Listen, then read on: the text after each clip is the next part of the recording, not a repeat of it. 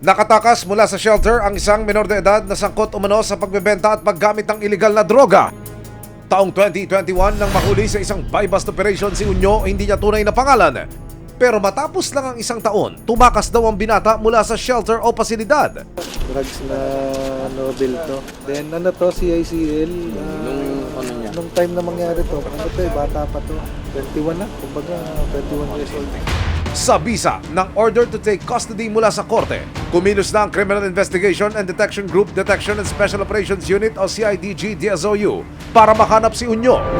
January 23, 2024, kasama ang resibo, inikutan ng mga operatiba ang isang planta sa Bataan kung saan daw namamasukan ang target. Pagdating sa lugar, unti-unti nang nagdatingan ng mga trabahador ng planta.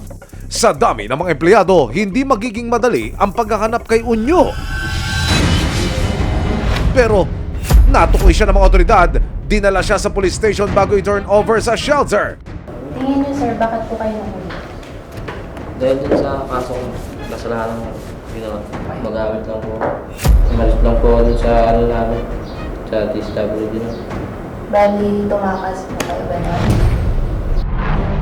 Makalipas ang ilang araw, isa pang menor de edad ang pinaghahanap din ng mga otoridad matapos tumakas sa shelter para sa parehong kaso. Maibalik din kaya siya sa kamay ng batas? Abangan ang buong detalye ngayong linggo sa Resibo